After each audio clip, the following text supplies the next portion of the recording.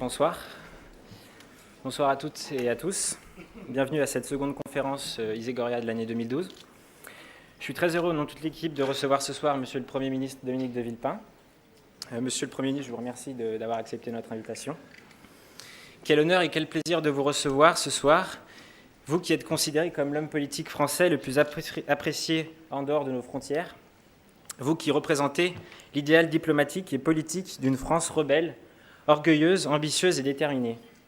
Vous qui manifestez un goût prononcé pour la poésie, maniez la langue française et maîtrisez le patrimoine historique de notre vieux pays avec passion comme peu d'hommes politiques.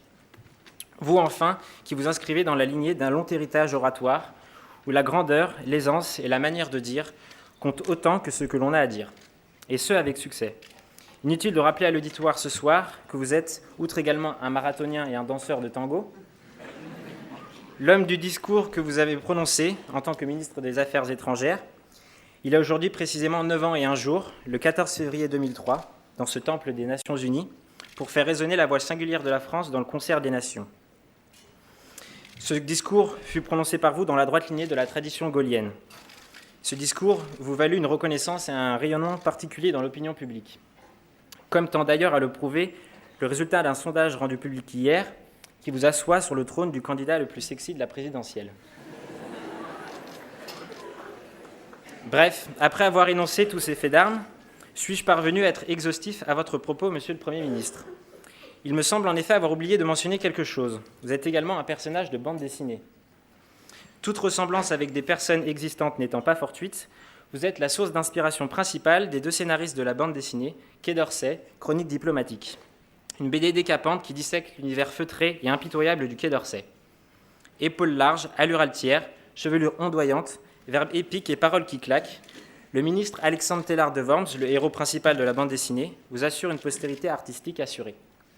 Ce soir donc, Iségoria reçoit un homme au parcours singulier qui entend bien le poursuivre en cette année d'échéance électorale, un homme doté d'une légitimité et d'une expertise certaine sur le sujet qui structurera votre intervention parmi nous ce soir, la nouvelle donne internationale. Je laisse maintenant la parole à Laurent Noël, le parrain de l'association. Je vous renouvelle tous mes remerciements et j'en profite aussi pour remercier mon prédécesseur Arnaud Barry qui a permis la réalisation de cette conférence.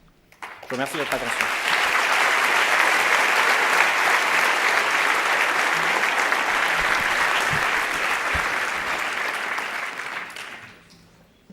Bonsoir à toutes et à tous. Je salue un public nombreux, celui qui nous fait face, bien sûr, et aussi celui qui nous regarde par écran interposé. Nous avons donc aujourd'hui l'honneur de vous accueillir, cher Dominique de Villepin, sur une thématique complexe et d'actualité. Économie, politique et relations internationales ont partie liées. Le lien qui unit les 2 premiers est évident. Les citoyens attendent de leurs dirigeants la prise en charge de certaines activités, comme l'éducation ou la santé, et l'accompagnement, voire la conduite du changement, dans un environnement en évolution. Dans un monde idéal et courtois, les relations internationales se limiteraient à vivre en bonne intelligence avec ses voisins. Hélas, du souci de se défendre à la volonté de s'étendre, il n'y a qu'un pas. Derrière les relations internationales se cachent souvent des stratégies géopolitiques menées pour accroître la zone d'influence d'un pays et sa richesse, en lui facilitant l'accès à des matières premières, à commencer par l'énergie, et en assurant des débouchés commerciaux à ses entreprises. Pour certains pays, parmi les plus ambitieux, pousser cette logique a pu conduire à un changement d'échelle, de la nation à l'empire. Hors de toute considération morale, et vous me pardonnerez ce cynisme que je promets passager, gérer un espace trop vaste est une utopie. Tout empire contient en son germe sa fin, que celui-ci soit romain, français, anglais, aujourd'hui encore américain, demain chinois. Les révolutions arabes du printemps dernier, dernière vague d'optimisme international, ont révélé les travers de la géopolitique, un soutien exagéré à des dirigeants autoritaires, peu soucieux d'équité sociale et de liberté individuelle, ainsi du soutien de la France à Ben Ali en Tunisie ou de celui des États-Unis à Moubarak en Égypte. Présentés comme des remparts à l'islamisme, ces dirigeants l'étaient-ils vraiment ? Le prisme des médias masque une réalité plus contrastée. Leurs successeurs sont souvent moins islamistes qu'islamiques. Ils entendent gérer leur pays en harmonie avec les convictions religieuses de leur peuple, dont les pratiques sont majoritairement modérées. C'est sans doute une difficulté, mais le chemin de la démocratie est long et tortueux. En France, la séparation de l'Église et de l'État n'a-t-elle pas été acquise qu'en 1905 seulement ? La démocratie américaine est-elle totalement détachée des croyances chrétiennes ?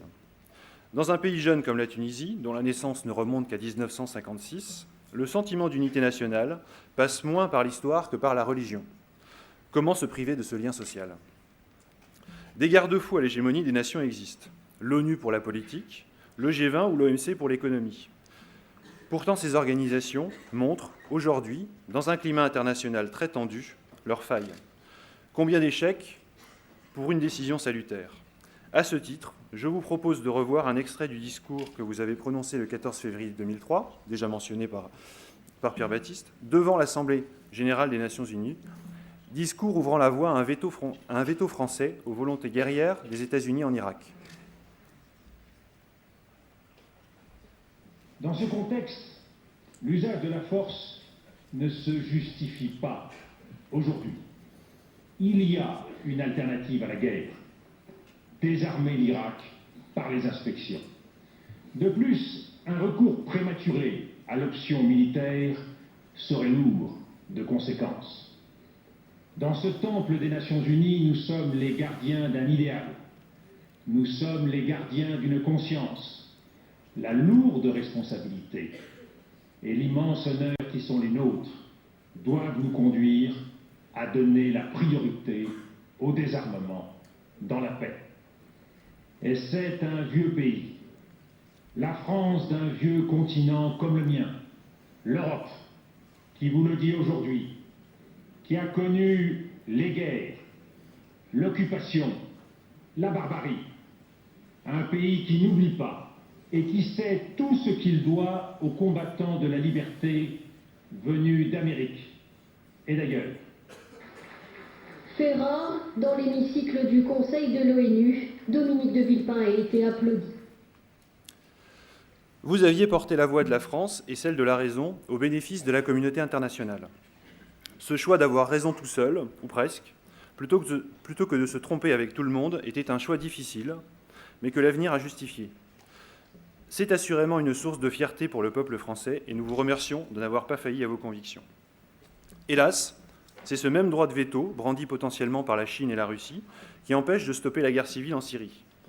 Les sentiments qui les animent sont moins nobles. La volonté de non-ingérence dans les affaires intérieures d'un pays, on comprend aisément pourquoi, auquel s'ajoute, pour la Russie, celle de ne pas perdre un ultime allié régional. Quelle tristesse. Les organisations supranationales sont impuissantes précisément au moment où le monde a un besoin crucial de leurs arbitrages. La crise économique est profonde, les économies nationales sont imbriquées et nombre de compétences ont été transférées à l'Union européenne. L'irruption récente à la télévision de la chancelière allemande, en soutien de la campagne de Nicolas Sarkozy, est riche d'enseignements. Les leviers de politique économique sont, à l'échelle nationale, faibles. La Cour des comptes rappelant, il y a quelques jours, qu'endettement public élevé et relance budgétaire, c'est-à-dire une hausse des dépenses publiques, ne sont pas compatibles. Dans ce contexte, surviennent les élections présidentielles. Les candidats majoritaires tablent tous deux sur des prévisions de croissance de l'ordre de 1%. C'est sur cette hypothèse optimiste que le gouvernement a construit le budget de la France pour 2012 et le candidat de l'opposition son programme. Le vainqueur du second tour devra très probablement s'accommoder d'une victoire à la Pyrrhus, expliquant très vite aux Français que la feuille de route doit changer pour s'adapter à une situation qui s'est depuis dégradée. Engagez vous-même dans la campagne, vous pourriez peut-être commuer votre faiblesse, celle d'être un candidat minoritaire, en force. Détaché de la stratégie complexe d'un appareil politique dominant, vous jouissez d'une liberté qui peut être aussi vue comme une responsabilité, celle d'être sincère, poser un diagnostic sur la situation actuelle et proposer des solutions qui soient réalistes. Une jeunesse vécue à l'étranger, des expériences complémentaires de diplomates et d'hommes politiques, conjuguées à votre intérêt marqué pour l'histoire, sont autant de qualités qui vous donnent de la hauteur sur les enjeux contemporains. Vous pourriez permettre à votre auditoire de décoller le nez de la vitre pour étirer un temps politique devenu très court, rythmé par les échéances électorales et la succession ininterrompue de décisions par feu, le plan de sauvetage du jour rendant obsolète celui de la veille. Les Français s'apprêtent à se rendre aux urnes avec chacun en tête un candidat de raison, pas un candidat de cœur. La campagne manque singulièrement d'enthousiasme, trait de caractère que vous partagez, me semble-t-il, avec Jean-Luc Mélenchon. Ne peut-on pas voir la crise actuelle aussi comme une chance donnée aux organisations nationales et supranationales pour se réformer ? Enfin, la France possède naturellement de nombreux atouts qu'il convient aussi de faire valoir.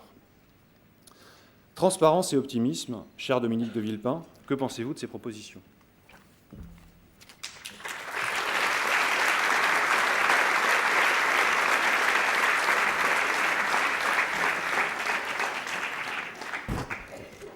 Permettez-moi d'abord de dire combien je suis heureux d'être parmi vous.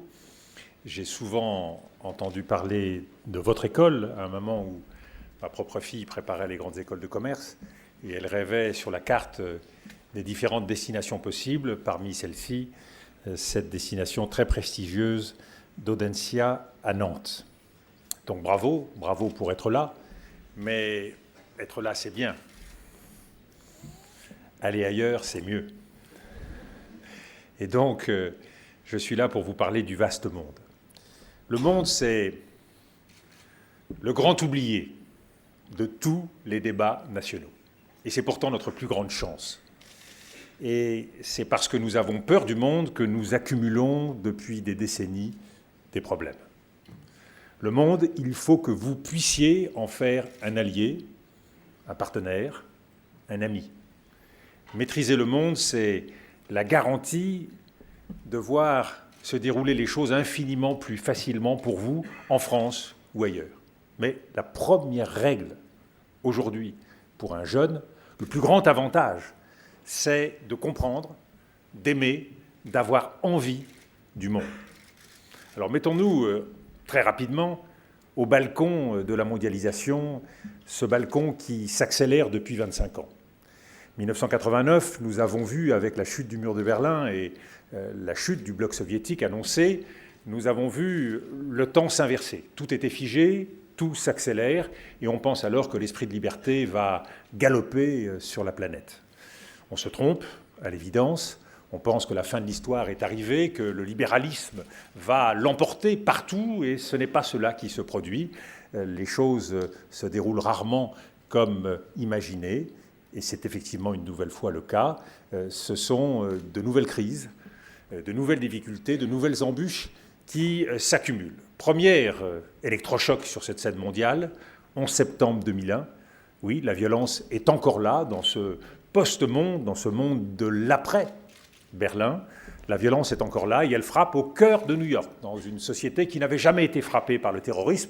Et à partir de là, on voit cet acteur majeur de la vie internationale, qui pèse si lourd comme une chape de plomb sur toutes les démocraties, et au premier chef peut-être la nôtre. Cet acteur, c'est la peur. Peur de l'avenir, peur du monde, peur de l'autre. Et si vous prenez ce critère de la peur pour expliquer l'évolution des démocraties occidentales depuis 2 décennies, beaucoup de choses alors deviennent enfin lisibles. Cette peur, elle introduit une coupure. Alors que le monde avait été divisé entre le bloc soviétique et le bloc capitaliste, on voit alors s'arc-bouter 2 autres mondes, le monde dit de liberté, le monde des démocraties, et le monde de l'islamisme. Là aussi, avec force suspicion, force inquiétude, force procès d'intention.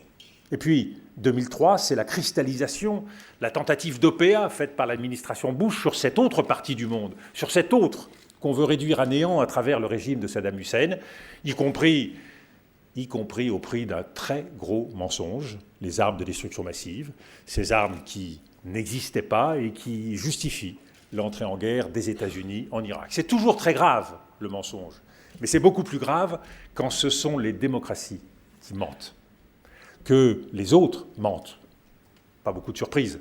Mais qu'une démocratie se sert de ce levier du mensonge, c'est le risque du discrédit, c'est le risque de l'incompréhension. Et ayez toujours en tête, quand vous pensez le monde, que selon l'endroit où l'on se trouve sur la planète, on ne voit pas la même planète, on ne voit pas la même histoire, on ne voit pas la même narration. Si vous êtes à Nantes et que vous regardez les actualités à travers les différents médias, on vous raconte une histoire, une certaine histoire. Si vous êtes à Bagdad ou si vous êtes au Caire, vous regardez la chaîne Al Jazeera, vous voyez d'autres images, pas les mêmes. Pas les mêmes sur la flottille débarquant à Gaza, pas les mêmes sur le printemps arabe, pas les mêmes sur ce qui se passe en Afghanistan, pas les mêmes sur les mouvements sociaux qui se déroulent en Grèce. C'est une autre histoire vue avec un autre point de vue. Ayez toujours à cœur, quand vous pensez l'histoire, quand vous pensez l'actualité, de sortir de cette schizophrénie dans laquelle nous sommes installés, qui est que de ne regarder que la moitié du monde avec un œil, tel le cyclope. Non, ouvrez les deux yeux et pensez l'histoire en vous disant, dans cette histoire, je connais la moitié, j'ai la moitié du ticket. Quelle est l'autre moitié? Et pour comprendre l'autre, on a besoin de cette autre histoire. Je saute à grandes enjambées de 2003-2008, la crise économique, la crise financière, tout ce qui était certain. Cet outil formidable qui a mu beaucoup de générations, qui est l'enrichissement, l'accumulation, la spéculation, des écoles de commerce par bataillons entiers qui ont formé des jeunes qui s'imaginaient avoir des lendemains qui chantaient. Eh bien, tout cela s'est effondré comme un château de cartes, comme les tours de M. Madoff. Tout cela empilé, finalement, n'était que des feuilles mortes. Nous vivons toujours sous ce règne d'une découverte effarante qui est que ce qu'on croyait solide ne l'était pas, que les piliers du temple, finalement, étaient bien fragiles. Et puis, 2011, un autre espoir, comme quoi on oscille toujours entre espoir et déconvenu, un autre espoir qui vient du monde arabe, l'idée qu'il n'y a pas de fatalité à ce que le monde arabe soit dominé par des dictatures, qu'il y a aussi la possibilité pour ces peuples-là d'avoir droit à la démocratie, d'avoir droit à une réponse pour leurs aspirations, aspirations du quotidien comme aspirations plus amples à l'échelle nationale. Nous en sommes dans ce temps-là de l'histoire, avec pour la France 3 défis majeurs. Si on se place, nous sommes dans une école de commerce, sur le terrain de prédilection, l'économie. Premier défi, comment fait-on quand on est un pays développé, avec un niveau de vie élevé, avec des salaires élevés, pour faire face dans la mondialisation à la concurrence des grands pays émergents? Un salarié français, c'est à peu près le coût de 15, 20 Chinois, de 8, 10 Marocains, Tunisiens, Algériens. Comment fait-on pour fabriquer des produits avec un tel différentiel de coût du travail qui puisse malgré tout trouver des débouchés? Il n'y a qu'une réponse. C'est la qualité. Ce n'est pas produire français, ce n'est pas Made in France, ce n'est pas un label bleu, blanc, rouge. C'est qu'il faut absolument que les produits que l'on fabrique soient de meilleure qualité que ceux que les autres fabriquent. Et il y a dans la fable politico-économique un exemple intéressant dont on tire rarement la vraie conclusion, le Jabi. Vous avez tous entendu parler aux 20h de cette entreprise, une entreprise de confection générale, 93 salariés, qui voyaient avec effarement la fermeture de l'usine. Cette usine sauvée par un grand groupe dans des circonstances qui sont des circonstances, qu'on le veuille ou non, électorales. Mais quelle est la leçon intéressante? C'est que ce groupe, cette entreprise de confection générale, va devenir une entreprise de maroquinerie de luxe. La confection générale, les dessous féminins, on aura du mal à les faire moins cher que les Chinois. Par contre, la maroquinerie de luxe, on pourra la faire de tellement meilleure qualité que les Chinois que nous pourrons exporter en Chine à des prix très élevés ces produits et ces fabrications. La leçon, fabriquons de meilleure qualité. Et ça vaut pour l'Inde, ça vaut pour le Brésil, ça vaut pour l'Afrique, ça vaut pour l'ensemble des pays. Si nous sommes capables de rassembler nos produits sur des gammes de très grande qualité, eh bien oui, il y a des débouchés possibles. Ça veut dire que si demain vous voulez créer votre entreprise et que vous voulez créer la énième entreprise dans un secteur en déclin, eh bien réfléchissez-y à 2 fois. Par contre, si vous avez du dynamisme et une idée géniale dans un secteur porteur, par exemple le secteur des logiciels ou le cinéma d'animation ou la pharmacie, là oui, là vous pouvez y aller. Là, il n'y a aucun problème. Vous êtes sur des secteurs, sur des créneaux où il y a un avantage comparatif à ces produits-là dans la mondialisation qui vous permettra de voir votre entreprise se développer. Deuxième défi, les pays hors zone euro qui sont les premiers concurrents de la France. Je pense aux États-Unis, je pense au Japon, je pense au Royaume-Uni. Nous avons un problème face à ces pays, c'est comment vendre des produits dans ces pays ou en concurrence avec ces pays de façon avantageuse. Le problème que nous avons, c'est un problème monétaire. Si l'euro est très supérieur au dollar, eh bien, nous aurons beaucoup de mal à vendre des produits qui, eux, sont fabriqués en dollars, en yens ou en livres sterling.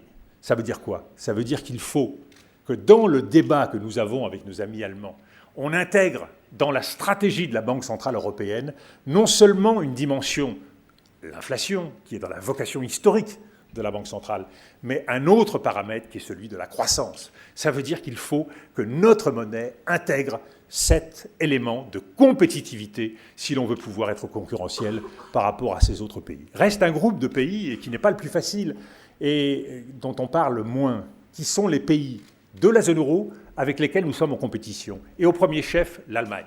L'Allemagne a une position dominante en Europe. Elle a réussi non seulement à gagner les grands pays, les marchés des grands pays émergents comme la Chine, mais en plus, elle a réussi à gagner des parts de marché dans nos propres pays. Et ceci avec un différentiel de compétitivité, certes marginal, mais avec tendance nette à la baisse. Et c'est là où vous retrouvez un grand débat d'actualité, qui est celui de la TVA sociale. Comment on fait pour diminuer le coût du travail, dès lors qu'une charge très lourde pèse sur les salaires? Et l'idée est bonne, effectivement, d'alléger la charge pesant sur les salaires. Malheureusement, il faut que le différentiel soit suffisamment fort pour qu'on ait un choc de compétitivité qui véritablement fasse la différence. Je ne suis pas sûr qu'avec 1,6 d'augmentation de la TVA, ce choc de compétitivité soit fort. Ça fait en gros une enveloppe de 30 milliards qui pèsera en moins sur les salaires, là où j'estime pour ma part qu'il faudrait au moins une enveloppe de 60 milliards répartie entre la consommation, la CSG et l'impôt sur les sociétés. C'est pour vous dire que le pari économique, le pari commercial, le pari de la compétition française dans le monde dépend de décisions essentielles et qui sont très largement ces décisions, elles aussi dépendantes de la capacité de la France à faire passer ses messages. En l'occurrence, si nous ne pouvons pas convaincre les Allemands que dans la stratégie européenne, il y a bien sûr un pilier qui est celui de la discipline. Alors celui-là, on le vit à plein, nous Français, on a accepté la discipline budgétaire allemande, mais on n'a pas fait accepter aux Allemands l'idée qu'il puisse y avoir une solidarité financière en Europe. Exemple, la Grèce. La Grèce au bord du chaos social. Tant que les Allemands n'auront pas compris qu'il y a un prix à payer à cette solidarité et qu'il faut véritablement mutualiser la dette européenne, soit à travers les euro-obligations, soit à travers un changement de statut de la Banque centrale européenne, ce qui veut dire la capacité pour la Banque centrale à se constituer prêteuse en dernier ressort. C'est-à-dire que chaque fois qu'il y a un pays confronté à une difficulté, la Banque centrale peut dire « je couvre ». Bien sûr, au prix d'une convergence entre l'ensemble des économies européennes, au prix d'un effort mesuré. Est-ce qu'il faut que cet effort soit fait dans des délais très courts, au risque de voir ces pays cassés socialement? Je ne le crois pas. Certains veulent viser 2016, je crois que c'est très court. L'Allemagne a mis plus de 8 ans à revenir à l'équilibre. Je crois qu'on serait bien inspiré à se donner comme échéance 2017-2018, plutôt qu'une échéance trop proche. Donc vous le voyez, des défis extrêmement lourds. Pour relever ces défis, il faut que la France compte encore dans le monde, et c'est le dernier point que je veux aborder avant de répondre à vos questions. Ça, c'est une affaire qui n'est pas gagnée. Une affaire qui n'est pas gagnée parce que la France a toujours pesé plus que son PNB, pesé plus que ce qu'elle représentait en termes de richesse comparée, notre nation, par rapport à la situation du monde. Pourquoi? Parce que nous avons un héritage historique. Héritage historique qui a été magnifié par le général de Gaulle, mais qui partait d'une réalité très simple si on la compare. En Europe, il y a deux pays qui sont aux deux extrêmes. Vous avez d'un côté le Royaume-Uni. Le Royaume-Uni a pour vocation historique d'être le meilleur allié des États-Unis, et ils passent leur temps à tendre la main, on l'a vu y compris dans la crise irakienne, à tendre la main à leurs amis américains. Et il y a la France, qui, elle, a une vocation historique. C'est de tendre la main à tous ceux à qui personne ne tend la main. Or, c'est important qu'il y ait sur la scène mondiale un pays qui soit capable de parler à ceux avec qui on ne parle pas. Parce qu'il y a une règle d'or en matière diplomatique. On ne peut pas régler les problèmes si on ne parle pas avec tout le monde. Aujourd'hui, on ne peut pas régler le problème de l'Iran si on ne parle pas à l'Iran. On ne peut pas régler le problème de la Syrie si on n'a pas des canaux de communication avec la Syrie. Ça ne veut pas dire nécessairement un dialogue officiel qui, dans certaines circonstances, est difficile, voire dangereux. Ça veut dire avoir des fils, avoir une connaissance sur le terrain, avoir des interlocuteurs capables de faire parler des messages, de faire passer des messages, et y compris parfois des messages très durs. C'est cette capacité de la France qui est aujourd'hui, à mon sens, en question. Alors la France peut vouloir s'exposer comme elle l'a fait dans l'affaire libyenne, et j'ai soutenu pour ma part l'idée que nous engagions une bataille aux Nations Unies pour obtenir une résolution du Conseil de sécurité par consensus qui autorise le recours à la force dans le cadre d'une intervention humanitaire. Cette hypothèse est une hypothèse qui était nécessaire dans la situation libyenne et qui était possible. Mais la France n'a pas vocation à être à la pointe des pays les plus durs. Pourquoi ? Parce que si vous êtes à la pointe des pays les plus durs, vous perdez la capacité à négocier et à parler avec tout le monde. L'exemple, le meilleur exemple pour moi, c'est celui de l'Afghanistan. L'Afghanistan qui, depuis 2001-2002, date de l'intervention occidentale, n'a pas donné véritablement les résultats, cette politique-là n'a pas donné les résultats que nous escomptions. Or, qu'a-t-on fait ? Les années sont passées, 2005, 2006, 2007. En 2006-2007, avec Jacques Chirac, nous étions convaincus de la nécessité d'un retrait et nous avons engagé ce retrait. Nicolas Sarkozy, lui, avait posé clairement l'idée que, élu, il retirerait nos troupes d'Afghanistan. Élu, il a doublé le nombre de nos troupes en Afghanistan. Pourquoi ? Parce qu'il savait que cela faisait plaisir à Barack Obama qui voulait se retirer d'Irak et en compensation marquer des points en Afghanistan. Le résultat, c'est l'enlisement que vous connaissez, c'est le nombre de morts qui a considérablement augmenté au cours des dernières années, mais c'est surtout une impasse diplomatique. On n'intervient pas militairement si on n'a pas une stratégie politique, une stratégie économique, une stratégie sociale. En Afghanistan, nous n'avons pas eu dans les dernières années cette stratégie politique, économique et sociale. Et la caricature de cette situation, c'est que les seuls pays qui sont intervenus militairement en Afghanistan sont des pays occidentaux. Aucun pays de la région ne s'est engagé sur le terrain. Ni l'Iran, ni la Chine, ni l'Inde, ni la Russie, ni le Pakistan. C'est dire que tous les pays concernés sont restés observateurs, parfois moqueurs, de l'intervention occidentale. Aujourd'hui, le premier devoir de la diplomatie, c'est de faire en sorte que ces pays réinvestissent leurs responsabilités en Afghanistan et que le gouvernement afghan lui-même puisse savoir qu'il ne sera pas éternellement soutenu, quelle que soit sa politique vis-à-vis des talibans. Et à partir de là, vous avez le début de quelque chose de neuf, qui est la prise de responsabilité. Si vous ne mettez pas une région, un pays devant ses responsabilités, vous n'avez aucune chance d'obtenir cet électrochoc, cette prise de conscience qui permet alors des vraies décisions qui vont changer la nature d'une crise. Aujourd'hui, rien n'est plus urgent que de rassembler dans une conférence régionale l'ensemble des pays de cette région qui vont pouvoir alors œuvrer aussi et non plus être spectateurs d'une crise qui pour certains les arrange, sachant que les jours, la présence occidentale est désormais comptée. Donc vous le voyez, toute crise implique une implication, mais une implication qui dépend des circonstances de la crise, de la situation de la crise. On n'intervient pas en Libye comme on intervient en Syrie, comme on interviendrait en Afghanistan. À chaque fois, il faut s'interroger sur les moyens, mais ce qui est certain, c'est quand on est la France, on a vocation à chaque fois à être en pointe, non pas en pointe comme le pays le plus dur vis-à-vis de la crise, non pas en pointe comme le pays qui argumente en faveur de l'usage de la force à chaque étape, mais comme le pays qui a le plus d'imagination, comme le pays qui ne baisse jamais les bras devant une quelconque fatalité. Si la France arrive à conjuguer des réponses en termes de stratégie économique pour collectivement régler l'équation très complexe et très difficile auquel nous sommes aujourd'hui soumis. Et si, diplomatiquement, nous arrivons à faire en sorte que la voix de la France continue d'être entendue et la France attendue partout où les choses sont difficiles, si nous pouvons contribuer à faire en sorte que la gouvernance mondiale avance alors qu'elle piétine depuis des années, nous le voyons dans le rôle des Nations Unies, nous le voyons dans l'absence d'une organisation mondiale de l'environnement, nous le voyons dans le suivi des crises, dans l'articulation entre les organisations régionales et les organisations internationales. Nous sommes aujourd'hui devant un déficit des organisations internationales et de la gouvernance mondiale qui montre à quel point il y a des marges de manœuvre pour une grande diplomatie.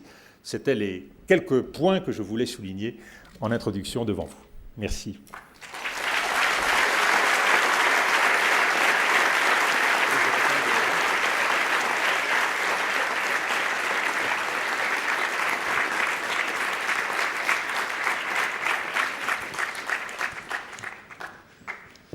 Merci.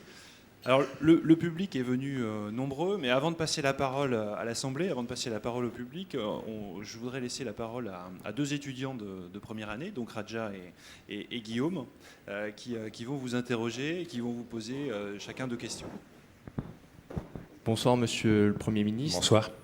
Bonsoir, Mesdames et Messieurs. Alors, ma première question traite de l'actualité internationale, et plus particulièrement la situation en Syrie. Avec le blocage de la Chine et de la Russie sur des résolutions contre le gouvernement de Bachar el-Assad, comment expliquez-vous la différence de traitement entre la Syrie et la Libye, Et plus généralement, n'est-il pas nécessaire d'engager, de réformer les institutions onusiennes, par exemple en abrogeant le droit de veto? Alors d'abord, les situations sont extraordinairement différentes et on ne peut pas intervenir de la même façon selon que il s'agit d'une crise déconnectée d'un contexte régional et international ou d'une crise au contraire étroitement imbriquée au cœur d'une région géopolitique sensible. Dans le cas de la Libye, on a un pays qui était confronté à des difficultés intérieures extrêmement graves, un régime contesté, pays n'ayant pas de tradition étatique et qui donc pouvait faire l'objet d'un traitement spécifique. Et les Nations Unies n'ont pas eu de mal à trouver un consensus pour intervenir sur un enjeu qui ne risquait pas les débordements et où les jeux d'alliance n'étaient pas non plus en cause. Dans le cas de la Syrie, on est dans une toute autre situation. Il y a des jeux d'alliance, on le voit avec la Russie, la Chine d'un côté.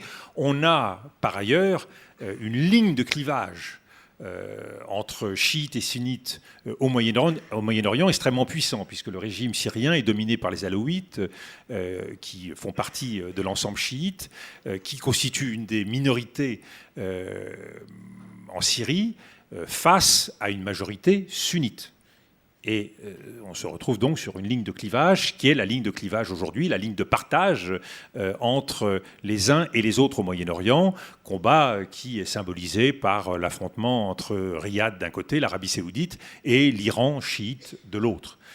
Donc on voit bien, on est sur des lignes de fracture extraordinairement périlleuses, avec des risques de règlement de compte, des risques d'embrasement, des risques de contagion du conflit, qui conduisent les pays des Nations Unies à faire extraordinairement attention dans leur façon de gérer la crise. Alors, ça ne veut pas dire qu'on ne peut pas rien faire. Bien au contraire, je suis convaincu que dès lors qu'une résolution ne peut pas passer par consensus, dès lors qu'il y a un veto de la Russie et de la Chine, il reste tout le champ de l'intervention régionale et de l'intervention humanitaire. Une intervention massive de la communauté internationale, comme ça a été le cas en Libye, n'est pas envisageable, mais la Ligue arabe a marqué son souhait de s'engager, et avec la Turquie, qui est l'autre grand pays de la région, il y a aujourd'hui la possibilité d'envisager certaines solutions humanitaires. Je pense à des corridors humanitaires pour alléger la souffrance des populations civiles. Je pense à des zones de protection. Je pense à une force d'interposition humanitaire qui pourrait se dérouler. Je crois que c'est sur cette ligne qu'il faut aujourd'hui travailler, quitte à ce que les pays occidentaux apportent leur propre soutien en évitant un déploiement au sol qui pourrait être perçu par les uns ou par les autres comme une provocation. Alors qu'est-ce que les Nations Unies pourraient faire de plus et est-ce qu'une réforme du droit de veto serait susceptible de changer la donne? Je crois que quand vous êtes dans des équilibres aussi sensibles, même en imaginant une résolution du Conseil de sécurité qui serait adoptée alors même que la Russie ou la Chine seraient contre, vous prenez le risque alors de complications extrêmes. Vous ne pouvez rien contre des rapports de force. Vous pouvez diplomatiquement faire évoluer un rapport de force, mais si vous voulez contrer un rapport de force, forcément, ça se paye au prix fort. Donc, vouloir aujourd'hui aller contre des intérêts aussi puissants que ceux de la Russie dans cette région, et en Syrie, on connaît tous les intérêts économiques pétroliers de la Russie, pareil pour ce qui concerne la Chine, c'est prendre le risque d'un affrontement, et on voit bien que ce qui est derrière l'enjeu syrien aujourd'hui, c'est l'attitude et la position à défendre vis-à-vis de l'Iran. Est-ce qu'Israël profitera des circonstances pour frapper l'Iran? Est-ce que, au contraire, une issue à la situation syrienne sera possible de façon séparée? Aujourd'hui, c'est autant de questions. C'est pour cela que je crois que l'approche humanitaire est la seule susceptible de permettre de maximiser un résultat dans un contexte aussi dangereux. Merci. Monsieur le Premier ministre, dans le cas syrien, on a vu que certains pays émergents ont réussi à contrarier la politique étrangère de la France. Dans ce contexte, comment la France peut continuer à jouer les premiers rôles sur la scène internationale, sachant qu'elle ne peut pas compter sur l'Europe, puisqu'indéniablement l'Europe souffre d'insuffisance politique? Alors d'abord, il n'y a pas de fatalité à ce que la France ne puisse pas compter sur l'Europe. Il y a un drame qui se joue en Europe, c'est la faiblesse de nos institutions. C'est pour cela que je préconise une élection au suffrage universel du président du Conseil européen.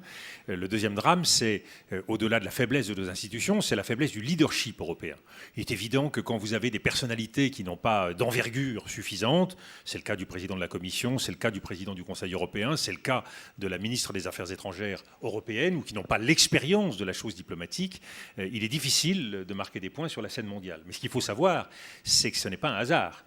Le leadership politique européen, formé par Angela Merkel et par Nicolas Sarkozy, a soigneusement choisi des personnalités qui n'étaient pas susceptibles de faire de l'ombre aux États. Donc moi je crois que tant qu'on ne conçoit pas l'Europe dans l'esprit même du gaullisme comme un véritable levier d'Archimède pour les États-nations, un moyen de démultiplier la capacité des nations, tant qu'on se méfie des institutions européennes au point de choisir des personnages peu accoutumés aux problèmes internationaux, eh bien, il y a peu de chances, effectivement, que l'Europe ne puisse avoir une capacité diplomatique. Mais ça, c'est pas écrit. Demain, nous pourrions avoir une personnalité forte à la tête du Conseil européen, une personnalité forte à la tête de la diplomatie européenne, qui pourrait prendre des initiatives sur le dossier du Proche-Orient ou sur le dossier syrien. Donc ça, c'est quelque chose que nous pouvons renverser. La France, elle, a un autre problème sur le plan de sa diplomatie.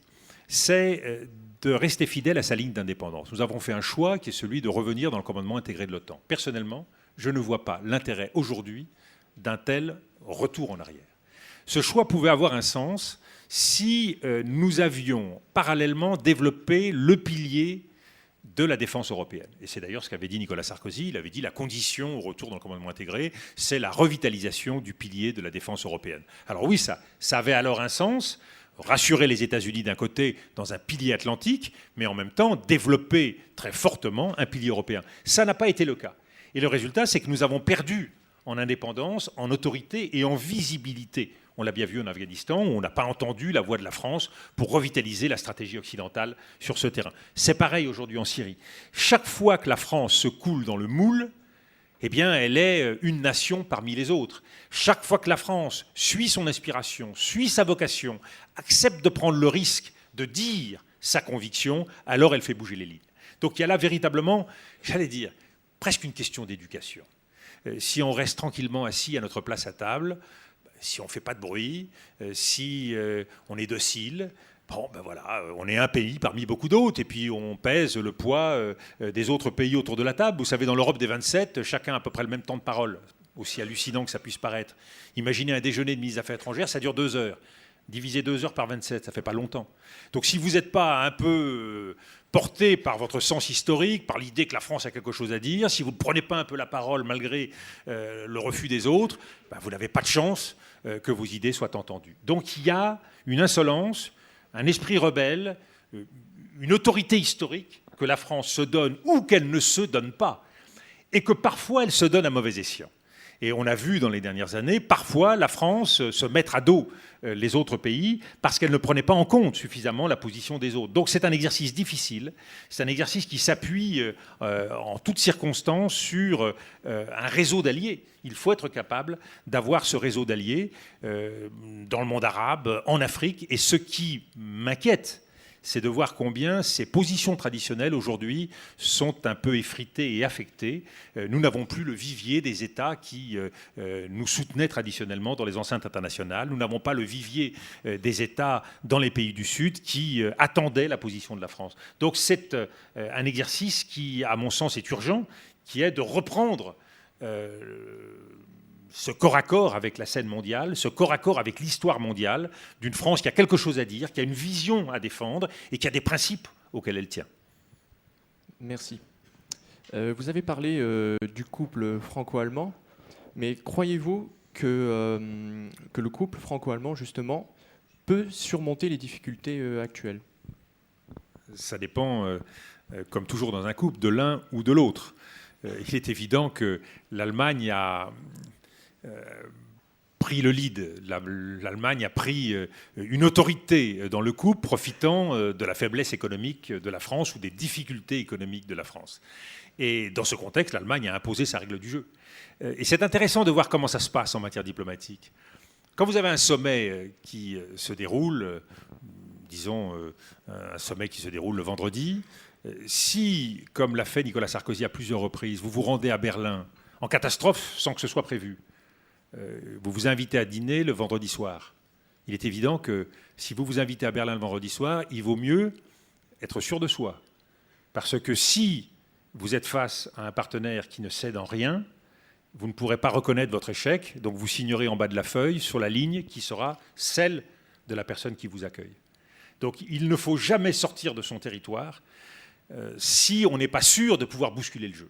Et donc nous nous sommes retrouvés à signer en bas de la feuille sur ce que demandaient les Allemands, la discipline budgétaire, et nous n'avons rien obtenu sur, ou très peu, sur la croissance économique, la relance de la croissance européenne, ainsi que sur la solidarité financière, qui est pourtant cruellement nécessaire, on le voit aujourd'hui avec le cas de la Grèce. Donc nous n'avons pas réussi à convaincre les Allemands, à convaincre Madame Merkel, et c'est ce qui explique les dangers de ce couple aujourd'hui, c'est que c'est un couple inégal. Inégal économiquement, inégal politiquement, et je crois que le prix que paye aujourd'hui l'Europe est extrêmement lourd. Mais comment faire pour surmonter justement ces difficultés? Tenir. Vous savez, en diplomatie, il n'y a pas 36 règles. Il faut tenir sur ses positions. Il est évident que dans le couple franco-allemand, la règle d'or, c'est qu'il soit efficace. Aucun des deux partenaires ne peut se permettre un couple inefficace. Et je me rappellerai toujours cette conversation entre Jacques Chirac et Gerhard Schröder. En 2002, je venais de prendre mes fonctions de ministre des Affaires étrangères et nous étions dans ce qu'on appelle les dîners de Blechheim. C'est des dîners informels qui ont lieu tous les mois, tous les 2 mois, et qui rassemblent le président de la République française, le chancelier et les 2 ministres des Affaires étrangères. Et dans cette réunion, Jacques Chirac a fait une sorte de mea culpa en disant mon cher Gerhard, j'ai fait une erreur au traité de Nice, lors de la négociation du traité de Nice, j'ai imposé à l'Allemagne des choses que je n'aurais pas dû, je me suis trompé. Et désormais, ce que je te propose, c'est que nous fassions chacun la moitié du chemin. Entre l'Allemagne et la France, le couple marche si chacun fait la moitié du chemin. En l'occurrence, nous avons fait tout le chemin et l'Allemagne n'a pas fait de chemin vers nous. Et les accords qui successivement ont été signés ne sont pas des bons accords. Donc il faut tenir, dire voilà, nous sommes prêts à accepter la discipline, mais nous n'accepterons la discipline que si vous faites un geste fort sur la solidarité. Regardez ce que la crise grecque est en train de nous coûter. Financièrement, ce qu'elle coûte à la Grèce socialement, ce qu'elle peut coûter à l'Europe par contagion vers d'autres pays, et ce qu'elle aurait coûté s'il y a 2 ans, on avait accepté de solder les comptes avec les Grecs. Eh bien, aujourd'hui, nous sommes devant des additions qui sont faramineuses, très très loin de ce qu'elles étaient initialement. Donc en matière diplomatique, il faut savoir tenir. Alors on peut aller jusqu'à ce qu'a fait le général de Gaulle au milieu des années 60, c'est-à-dire la politique de la chaise vide. Refuser de parler tant que les positions n'ont pas bougé. Ça, c'est une autre époque. On pouvait le faire en ce temps-là. Aujourd'hui, c'est plus difficile. Mais l'Allemagne ne pouvait pas se permettre vis-à-vis de l'Europe de ne pas obtenir un accord dans le cadre des Conseils européens successifs. Et si la France avait tout simplement tenu sa position, tenu sur ses lignes rouges, tout en faisant des concessions, mais des concessions qui devaient s'accompagner d'autres concessions des Allemands, eh bien nous ne serions pas dans la situation d'unilatéralisme européen où nous sommes aujourd'hui. Merci. Monsieur, je vais aborder maintenant un thème qui vous tient particulièrement à cœur et qui vous est cher. En effet, vous vous considérez comme gaulliste. Vous l'avez encore montré ce soir. On a pu entendre, vous avez pu faire référence à De Gaulle au moins 2 fois. Mais être gaulliste signifie que la politique domine l'économie. Or, c'est exactement l'inverse qui se produit aujourd'hui. D'où ma question, est-ce que être gaulliste, au moins au niveau économique, n'est pas juste impossible? Grâce à Dieu, le gaullisme ne se découpe pas en tranches. On peut découper tout le reste en tranches, le libéralisme, le socialisme, pas le gaullisme. Pourquoi ? Parce que c'est une certaine vision de la France et c'est une certaine vision de l'homme au sein de la société. Donc c'est une exigence. L'exigence, si on commence à faire des entorses avec une exigence, on aura en général de mauvaises surprises. Mais prenons un exemple, parce que vous avez tout à fait raison. Aujourd'hui, la réalité qui se rappelle à la politique et qui l'emporte, c'est la réalité économique. Je prends un exemple très simple. Vous allez tous voter le 6 mai. Pour dire les choses de façon brutale, il y a assez peu de chances que le président de la République qui sorte des urnes le 6 mai puisse appliquer son programme, j'allais dire quel qu'il soit.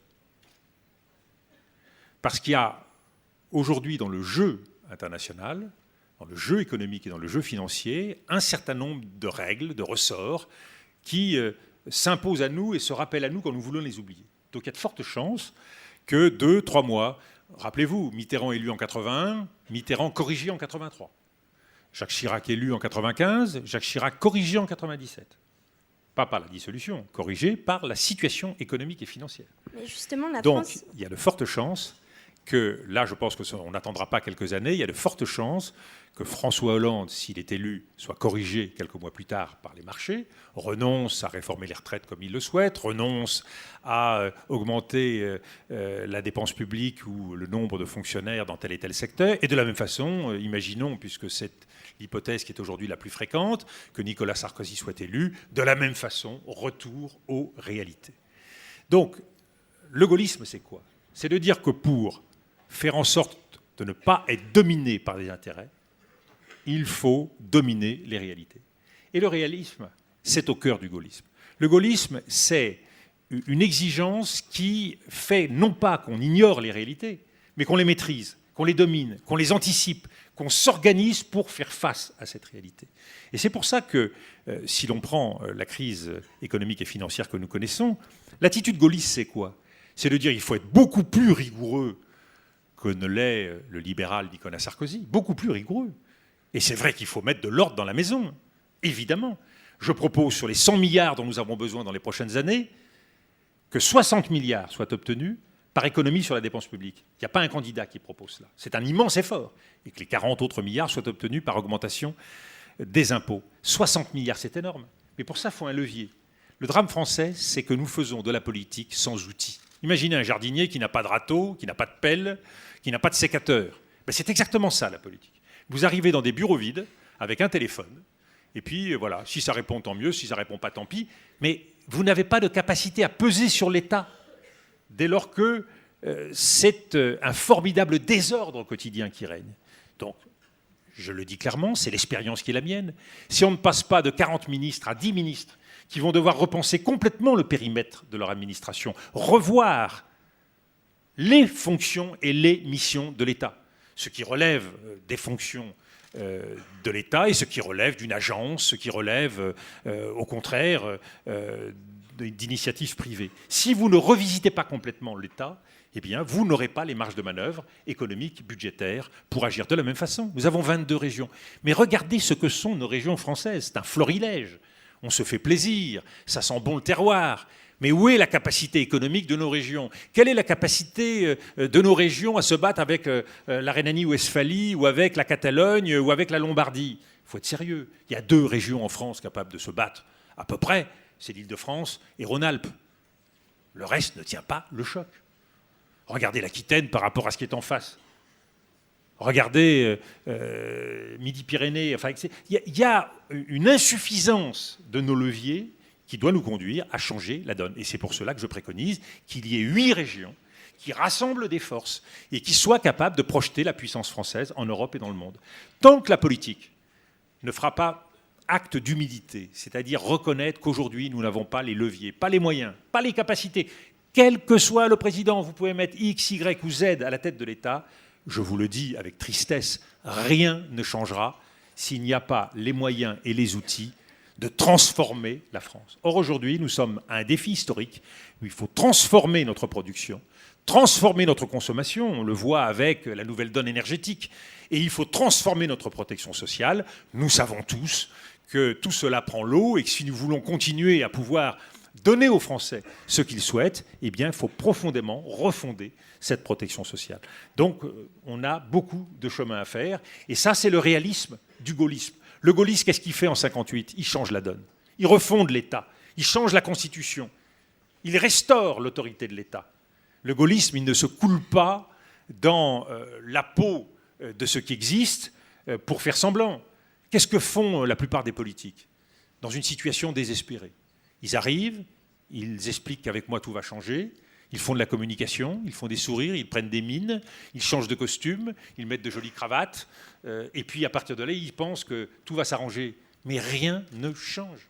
Et ça, c'est quelque chose d'extrêmement profond dans la politique. Donc il faut accepter que la politique, dans un monde nouveau, eh bien, il faut la faire avec exigence. Et c'est ça le gaullisme, justement. Situer l'exigence de l'action, deuxième exemple, au-delà des leviers.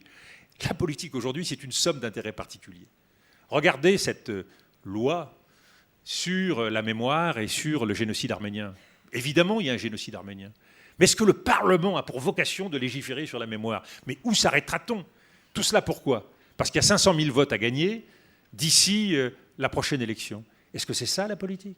Regardez la surenchère de lois sécuritaires qui n'ont à peu près servi à rien, mais qui à chaque fois ont réagi au coup par coup à des drames terribles qui ont fait la une du 20h. Est-ce que nous sommes plus en sécurité aujourd'hui qu'hier? Non. Politique qui défend des intérêts particuliers. Politique qui fait des images. Politique qui s'amuse, mais qui ne fait pas bouger les choses. Vous allez, sans doute pour beaucoup d'entre vous, ou la plupart d'entre vous, travailler dans des entreprises.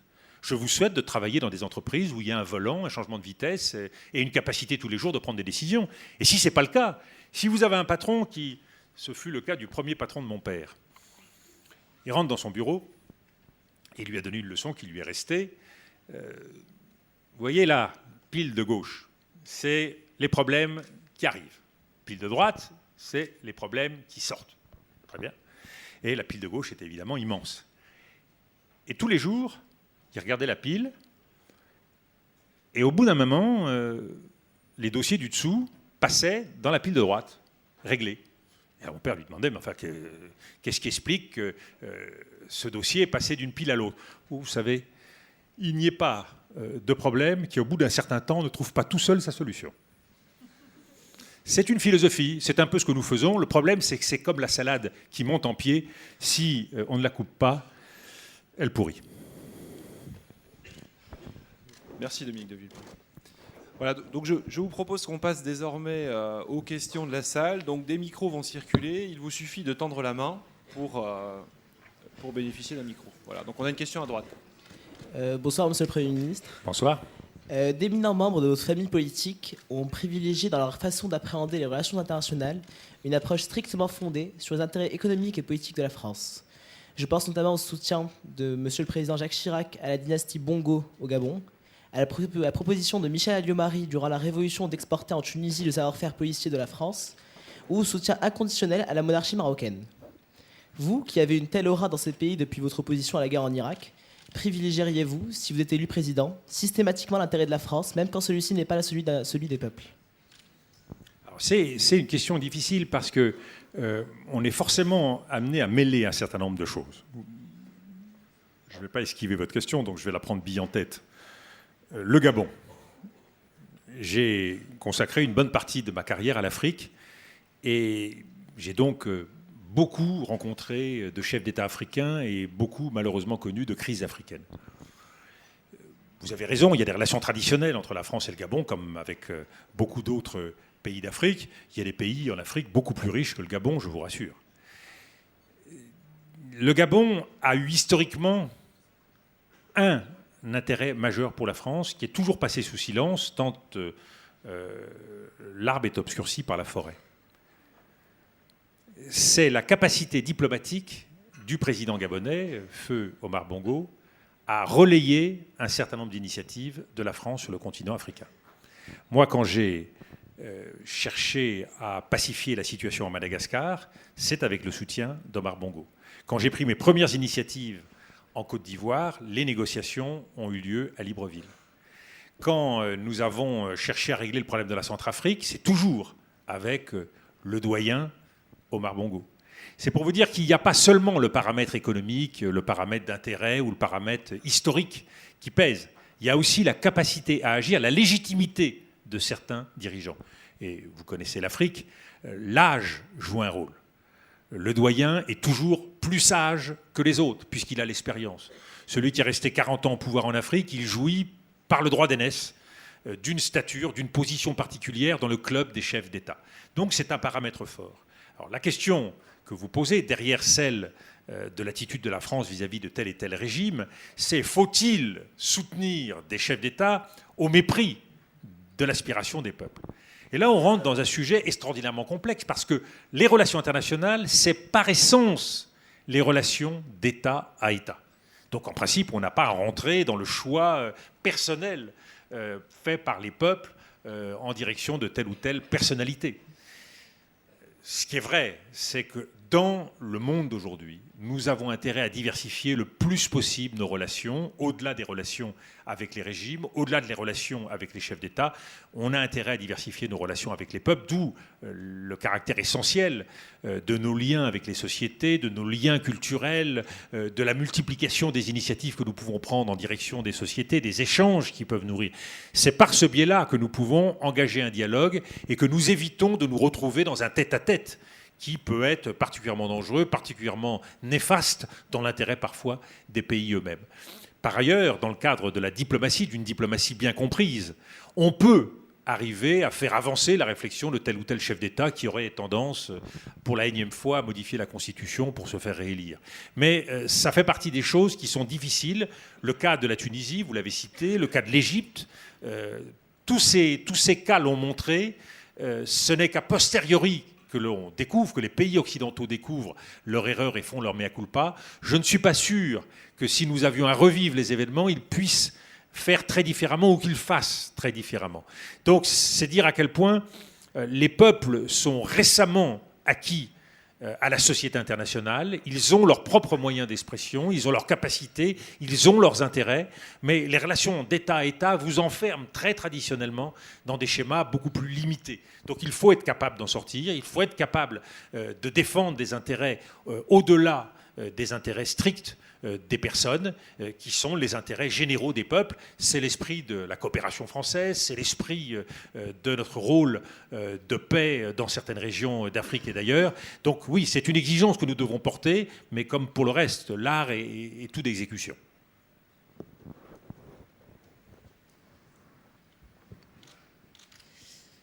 Bonsoir.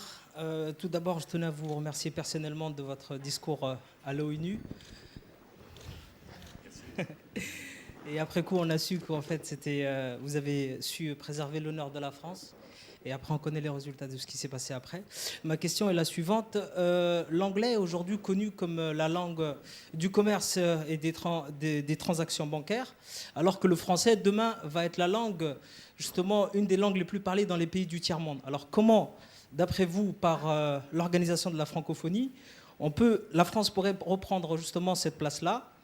Et si je me rappelle bien, je crois que la Syrie fait partie aussi de l'organisation de la francophonie. Est-ce que ça n'aurait pas été aussi un levier? L'organisation de la francophonie n'aurait pas pu être un levier justement pour retrouver les fils que vous avez dit, des fils diplomatiques?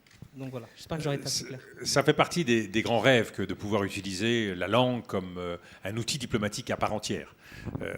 À la vérité, quand on regarde en arrière, c'est vrai que l'organisation de la francophonie n'a pas été capable de transformer cette ambition linguistique en une ambition politique. C'est un des leviers parmi d'autres. Nous butons sur la difficulté à faire travailler ensemble les grands pays francophones. Regardez des aventures comme TV5 ou d'autres initiatives. C'est difficile parce qu'on n'a pas toujours les mêmes intérêts partout sur la planète. Mais c'est une ambition constituante. On a intérêt effectivement à continuer à défendre notre langue comme moyen d'expression diplomatique, comme langue scientifique pour un certain nombre de disciplines. On voit, même si en mathématiques on n'a pas besoin de beaucoup d'autres choses que d'équations, ça reste une spécialité française comme discipline. Les sciences sociales continuent à être très portées par des penseurs et des chercheurs français. Donc il y a des domaines où nous gardons une certaine vitalité de la langue. Je crois qu'il faut continuer à mener ce combat sans pour autant se replier sur nous-mêmes. Et de ce point de vue, nous avons encore beaucoup à faire pour nous ouvrir comme pays à la mondialisation. Je regrette pour ma part que nous restions trop souvent encore fâchés avec les langues. Alors ce n'est pas vrai dans les écoles de commerce, où ça devient maintenant l'un des critères de sélection le plus important. Mais nous parlons trop mal les langues étrangères. Et derrière la connaissance d'une langue, il y a l'intérêt que l'on porte à la culture des autres. Donc je trouve que, y compris pour des diplomates français, le fait de bien maîtriser les langues étrangères est un atout. Ça peut conduire d'autres à vouloir faire en sens inverse le même chemin. C'est vrai que nous avons du mal à faire vivre ces langues à l'échelle de l'Europe. C'est déjà une première frontière. Quand on regarde à l'échelon de Bruxelles la difficulté qu'il y a à traduire les communiqués, traduire les discours, ils sont immédiatement traduits en anglais et beaucoup plus rarement en français.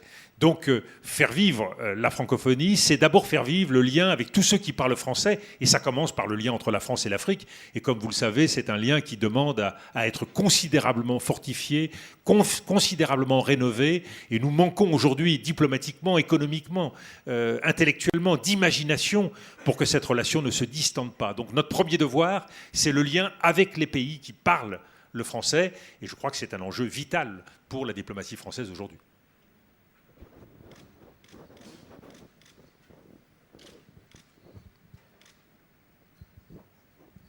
Bonsoir, Monsieur le Premier ministre. Bonsoir. Alors, je voulais revenir sur le point du rôle de la BCE en tant que prêteur en dernier ressort. Et j'aimerais bien savoir si, selon vous, comment est-ce que cela ne peut pas encourager un laxisme budgétaire au niveau européen, et comment on pourrait ne pas subir cet effet pervers. Vous pouvez redire votre question, la fin de votre question.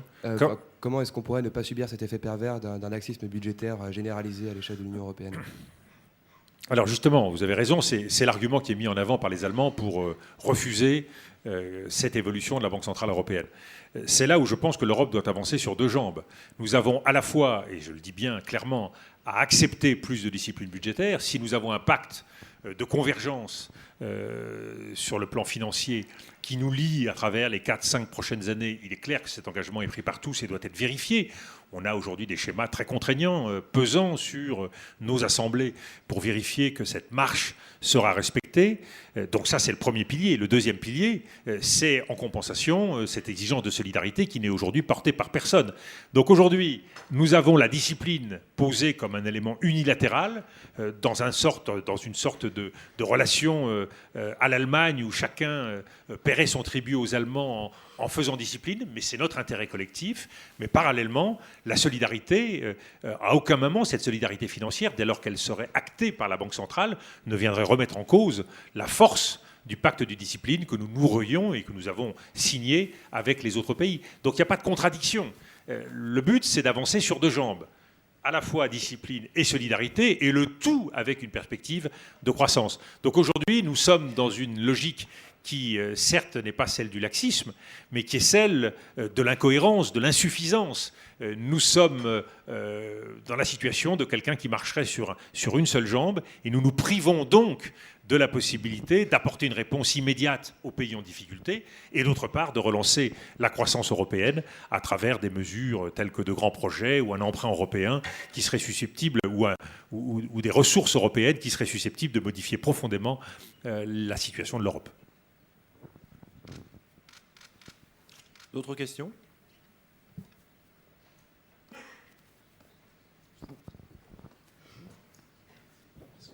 Bonjour, je voudrais savoir, que pensez-vous pensez-vous que la création d'une Europe fédérale serait une bonne solution? Et cette situation serait-elle envisageable? Et serait-elle favorable à la France? Merci. Alors ça fait partie des grands thèmes dits théologiques sur la scène européenne. Est-ce qu'il faut que l'Europe soit intergouvernementale, fédérale? J'ai toujours pensé que ces débats finissaient par fâcher tout le monde et ne faisaient pas avancer le règlement des difficultés ou le règlement des crises. Ma conviction, c'est que nous avons à maintenir un équilibre entre l'intergouvernemental, c'est-à-dire la relation d'État à État au sein de l'Europe, entre les 27, et qui plus est entre les 17 dans la zone euro, et une exigence de fédéralisme, c'est-à-dire de mise en commun d'un certain nombre de sujets, où nous déléguons une souveraineté que nous n'exerçons plus. Je prends quelques exemples pour me faire comprendre. Est-ce que nous sommes capables aujourd'hui, au plan diplomatique, de régler quelques grandes crises? Prenons la crise du Proche-Orient. Non. Le fait d'avoir un ministre des Affaires étrangères de l'Europe, un président du Conseil européen élu au suffrage universel, nous permettra d'avoir une voix forte sur des enjeux où nous ne comptons pas aujourd'hui. Deuxième exemple, l'Europe de l'énergie. Nous achetons séparément les uns et les autres du pétrole, du gaz à des pays et nous ne tirons aucun avantage comparatif dans la négociation collective vis-à-vis des États producteurs, qu'ils soient la Russie et les pays du Golfe. Mettre en commun notre capacité de négociation, c'est évidemment tirer un avantage à l'échelon des États comme à l'échelon de la collectivité européenne. Donc cela nous montre quoi? Qu'il y a des souverainetés nationales qu'il faut respecter, dans des domaines traditionnels, la police, la diplomatie au sens large, la défense. Mais il y a des domaines où la souveraineté partagée est un plus pour chaque État-nation. La France n'aurait qu'avantage à ce que par l'Europe, nous récupérions du savoir-faire, de la compétence dans le cadre d'une grande politique énergétique. Nous aurions intérêt, dans le domaine de la protection civile, par exemple, à mutualiser un certain nombre de nos forces face à des grandes catastrophes, incendies, tremblements de terre ou autres défis. Là, notre souveraineté serait accrue par les synergies qui seraient constituées par la mise en commun de ressources à l'échelle de l'Europe. Donc vous voyez bien, il y a la souveraineté nationale, qui est une souveraineté pleine et entière, et il y a des souverainetés partagées qui vous permettent de récupérer des souverainetés que vous perdez dans la mondialisation. Un exemple, l'environnement. Dans le domaine de l'environnement, aucun des États de l'Europe n'a la capacité seul de faire face aux drames que nous connaissons, gaz à effet de serre, et la capacité, par exemple, à mettre en place une taxe carbone aux frontières de l'Europe, eh bien, ça nous rend de la souveraineté, ça nous donne des ressources, et ça nous permet d'être plus efficaces dans la lutte contre ces gaz à effet de serre. Donc, la souveraineté plus la souveraineté pleine et plus la souveraineté partagée, c'est à chaque fois des États-nations plus grands. Et c'est pour cela que, comme gaulliste, je suis convaincu qu'aujourd'hui, nous devons revisiter cette notion de souveraineté et que l'Europe, levier d'Archimède, nous permet de faire des choses que nous ne pouvons pas faire seuls. L'exemple de la discipline budgétaire et de la solidarité financière est un bon exemple. Face à de grandes difficultés financières, eh bien évidemment, nous sommes plus solides si nous pouvons recourir à un fonds de stabilité européen nourri et fort. Donc, vous le voyez bien, le débat abstrait est un débat qui divise. Le débat, quand il est pédagogiquement expliqué, quand il est bien posé, permet de comprendre qu'il n'y a pas d'antagonisme entre l'intérêt des États et plus d'Europe, à condition bien sûr que ce soit dans des secteurs où il n'y ait pas antagonisme de souveraineté. Dominique de Villepin, je crois que vous avez un agenda qui est assez serré. Donc c'était malheureusement la dernière question. Je voudrais vous laisser la parole pour conclure cette conférence.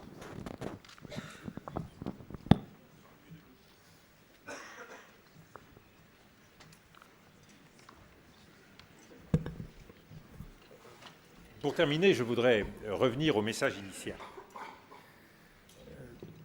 Connaître le monde, être à l'aise dans le monde, maîtriser les outils du monde, à commencer par la connaissance des langues, sont aujourd'hui des éléments indispensables dans l'évolution d'un jeune, d'un étudiant, regardant sa carrière. Pourquoi ? Vous serez amenés les uns et les autres à connaître plusieurs vies. Vous voyez, c'est la grande revanche des hindous par rapport à nos religions. Vous aurez plusieurs vies. Vous aurez plusieurs vies, vous aurez plusieurs métiers, et vous aurez à chaque fois à réinventer quelque chose. Il faut souhaiter que les outils qui sont les vôtres aujourd'hui vous permettent à chaque étape d'apprivoiser le monde, de connaître ces règles du monde, ces règles qui vont bouger. Il est évident que le monde d'aujourd'hui, qui est très très différent de celui de 2001, très différent de celui de 1989, encore plus différent de celui de la guerre froide, vous imaginez projeter sur les 30 prochaines années ce que nous avons connu lors des 30 dernières années.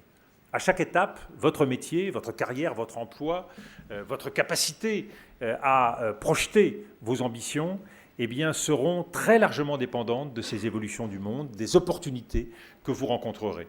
Moi, personnellement, parce que c'est le conseil que j'ai donné à mes enfants, je suis convaincu qu'il y a plus de bonheur à être sur des secteurs ouverts, sur des secteurs qui vous mettent en contact avec la réalité mondiale, qui vous remettent en cause, qu'à rester dans des secteurs fermés où, par définition, le risque est plus grand de voir les portes se fermer, de voir les impasses être au rendez-vous, alors que le monde, c'est un brassage permanent, c'est une évolution permanente. Donc, dans vos choix de carrière, dans les choix de vie, dans les choix de métier, essayez d'intégrer des passions qui constituent à chaque fois un plus.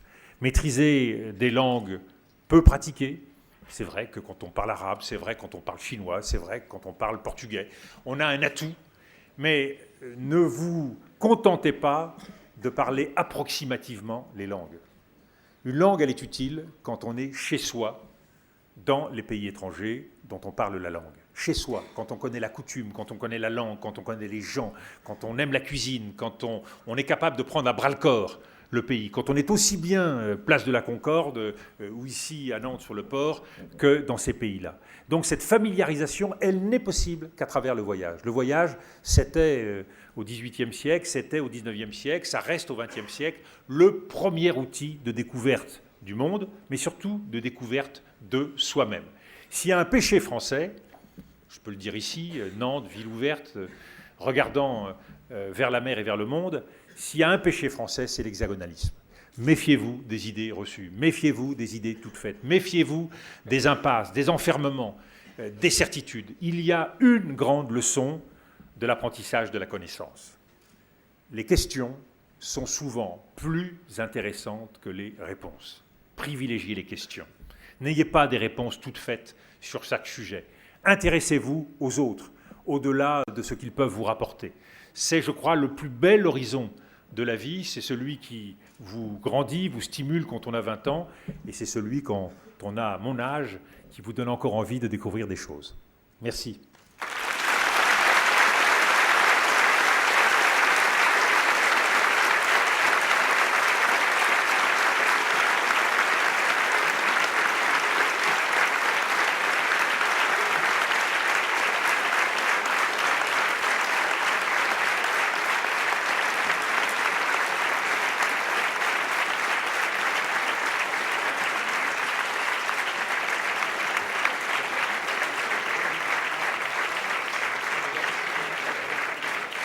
Monsieur le Premier ministre Dominique de Villepin, merci beaucoup de nous avoir fait l'honneur d'être présent ici ce soir et merci pour ce message d'optimisme finalement. Merci au public, merci aussi pour la logistique et merci à Arnaud, un grand merci à Arnaud qui a été l'ardent outil, maître d'œuvre de votre venue ici.